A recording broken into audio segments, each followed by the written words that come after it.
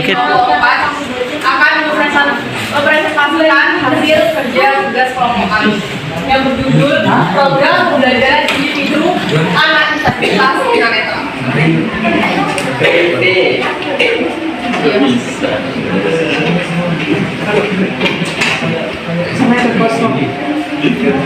Nah, apa sih program pembelajaran individu? Nggak tahu. Istilah PPI dia adopsi dari istilah Individualis Educational Program atau EIP. PPI atau program pembelajaran individu pada Indonesia pada dasarnya merupakan dokumen tertulis yang dikembangkan dalam suatu rencana pembelajaran bagi anak luar biasa, khususnya anak tunanetra. PPI menjadi sangat penting keberadaannya karena PPI merupakan cara yang senantiasa berupaya mengakomodasi kebutuhan dari masalah yang dihadapi oleh anak tunanetra itu sendiri. Nah, yang kedua adalah prosedur penyusunan pembelajaran PPI. Program pembelajaran individual disusun dengan maksud untuk memenuhi kebutuhan yang sesuai menurut kita dalam pembentukan tim PPL ini, yaitu prosedur yang pertama yaitu pembentukan tim PPI. Langkah awal dalam penyusunan program pembelajaran individual adalah membentuk suatu tim yang disebut dengan tim PPI. Tim PPI mempunyai tugas untuk merancang dan menyusun suatu program pembelajaran, sedangkan tim PPI idealnya bersifat multidisiplin dan terdiri dari orang-orang yang bekerja dan memiliki informasi untuk dapat dikembangkan lebih lanjut di dalam penyusunan program secara komprehensif.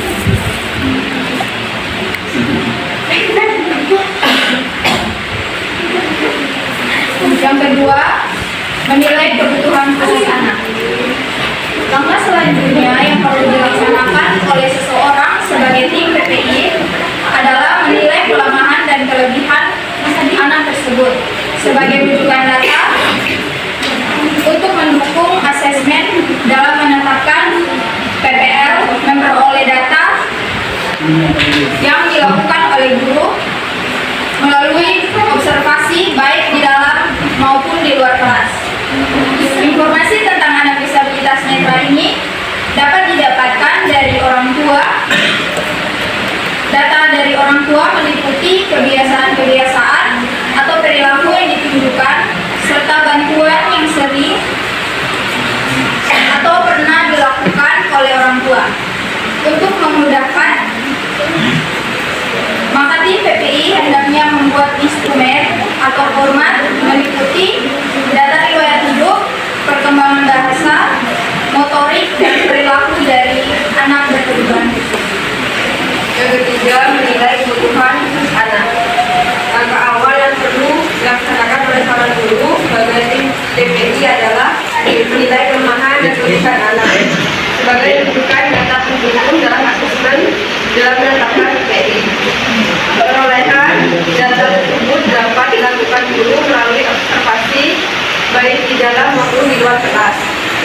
Informasi tentang anak disabilitas netra ini didapatkan dari orang tua dan data tersebut meliputi kebiasaan atau perilaku yang ditunjukkan serta bantuan yang penting atau pernah dilakukan oleh orang tua.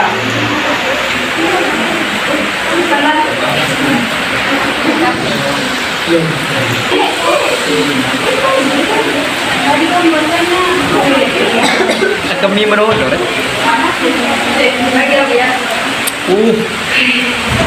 Dia mengembangkan tujuan jangka pendek dan jangka panjang.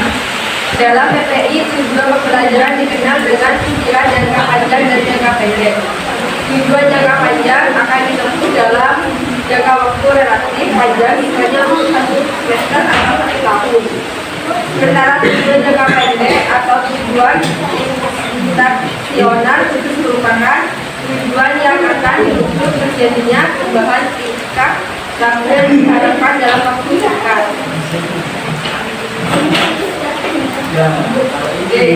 merancang metode dan prosedur pembelajaran. Kedua, pembelajaran dilakukan dengan cara mengelompokkan anak berdasarkan kondisi dan karakteristik materi yang akan dibelajarkan secara kooperatif, mungkin dengan fotogen dan dikelola lebih bersifat individual.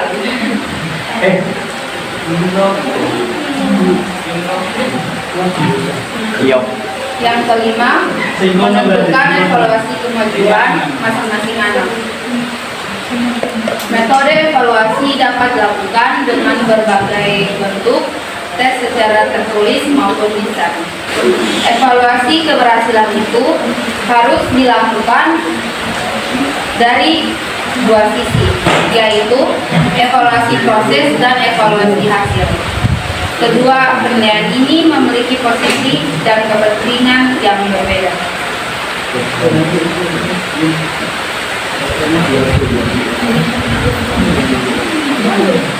Yang ketiga,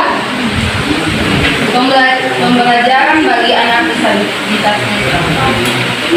Pembelajaran khusus yang sesuai dengan kebutuhan siswa adalah tentang apa yang diajarkan, prinsip-prinsip tentang metode khusus yang ditawarkan dalam konteks bagaimana pembelajaran tersebut disediakan, dan yang terakhir adalah tempat pendidikan yang sesuai dengan kebutuhan anak di mana pembelajaran akan dilakukan.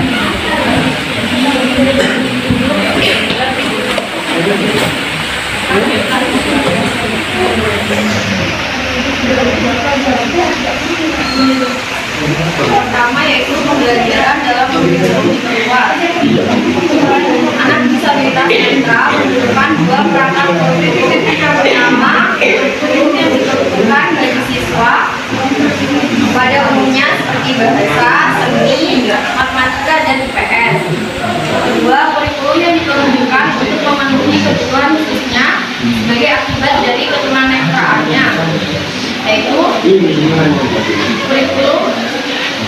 yang diperluas seperti keterampilan kompensatoris seperti keterampilan membaca, keterampilan menulis huruf braille, keterampilan melakukan mobilitas atau berpindah tempat, mengenali lokasi, kemudian keterampilan interaksional atau kemampuan yang mengacu pada kemampuan berinteraksi secara efektif dengan orang lain, juga keterampilan pendidikan karir seperti keahlian dan pengetahuan yang mendukung individu dalam merencanakan, mengelola, dan mengembangkan karir mereka. Selanjutnya, kedua, mempergunakan prinsip-prinsip metode khusus. Membutuhkan pengalaman nyata. Guru perlu memberikan pengalaman kepada anak disabilitas netra untuk mempelajari lingkungan melalui eksplorasi peragaan tentang situasi dan benda-benda yang ada di sekitarnya, seperti dibawa ke tempat-tempat seperti yang ada pepohonan, disuruh menyentuh langsung di pohon atau bunga atau yang lainnya. Kemudian membutuhkan pengalaman yang menyambungkan. Ketunanetraan menimbulkan keterbatasan kemampuan untuk melihat keseluruhan dari suatu benda atau kejadian. Guru hendaknya memberikan kesempatan kepada anak disabilitas netra untuk menyatukan bagian-bagian menjadi satu kesatuan yang utuh dengan mempergunakan pembelajaran gabungan di mana anak disabilitas netra menghubungkan antara mata pelajaran anak disabilitas netra dengan pengalaman-pengalaman kehidupan nyata yang merupakan suatu metode untuk menyatukan.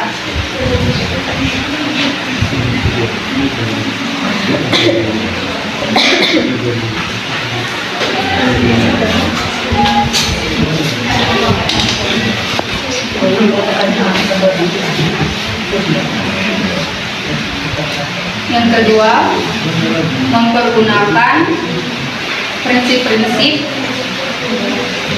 metode khusus. Membutuhkan belajar sambil bekerja,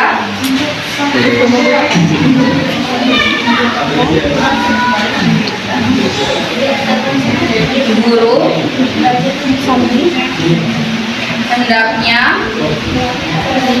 memberikan kesempatan kepada anak disabilitas netra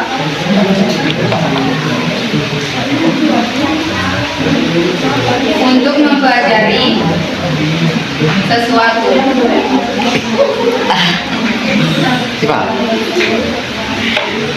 Keterampilan dengan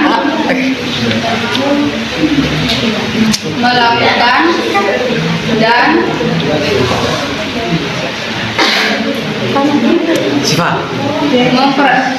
mempraktekkan Bagaimana tindakan keterampilan tersebut. Ayo, enggak. Misalnya, keterampilan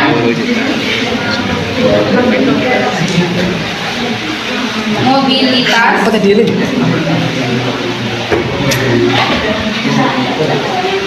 yang mudah dipelajari dengan menggunakan pendekatan sambil bekerja.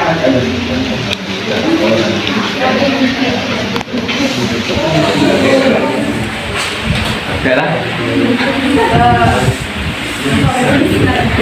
Untuk ini kedua pertanyaan, buka pertanyaan. Yang tadi udah bertanya nggak perlu bertanya. Oh. Bagaimana tindakan guru jika anak tunanetra sudah menerima materi penampilan? Mas Ufen. Nggak lengkap sih, lama. Perkenalkan, nama saya Hans Garis. dengan NIM 231E10007. Pertanyaannya, bagaimana tindakan guru jika anak tunanetra sulit menerima materi keterampilan? Terima kasih.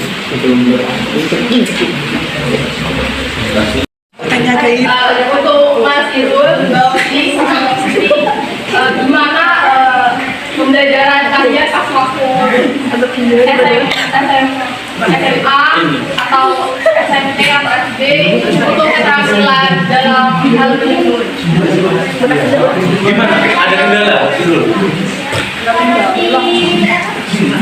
Di sekolah saya itu kalau untuk menenun atau menjahit anak tunanetra itu kalau menjahit itu nggak bisa kalau bisa pakai mesin, harus menggunakan manual. Pakai tangan ya? Iya. Terus kalau misal tenunan itu anak tunanetra itu bisa apa ya, membuat kayak kerajinan bukan keset. Iya, ada alatnya sendiri di sekolah saya. Dalam hal tersebut Mbak Mbak Putri mengalami kesulitan kah atau ada apa kah? Enggak.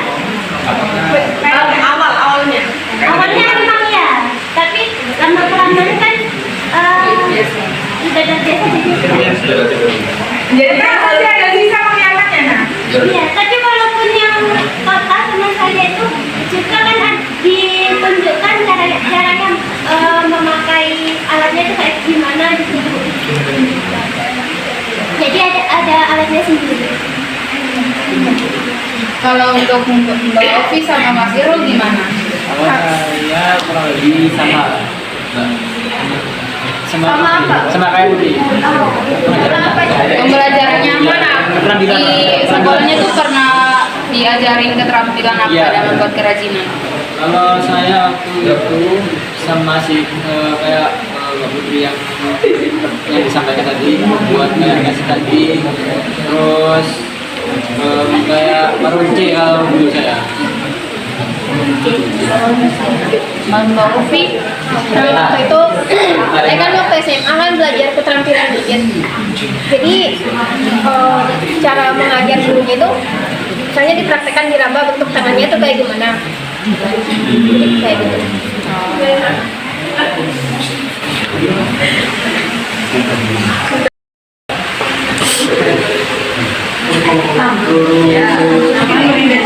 ini buat kita sampai 1.00.1.2.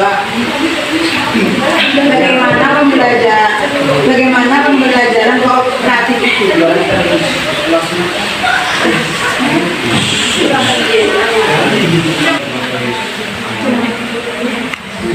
Pembelajaran oh iya boleh jawab. Pembelajaran kooperatif adalah suatu pendekatan pembelajaran di mana siswa bekerja sama dalam kelompok untuk mencapai tujuan pembelajaran bersama. Jadi contohnya kayak kita ini lagi belajar kelompok, salah satu pembelajaran kooperatif. Ya.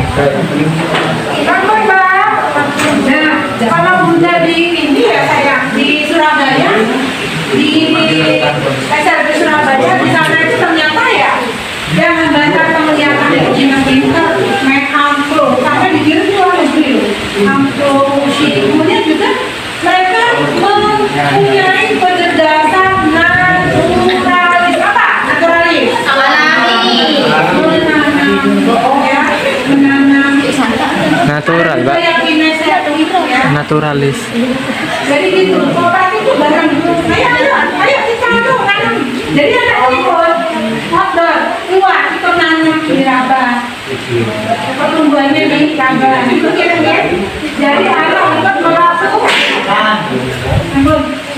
Was.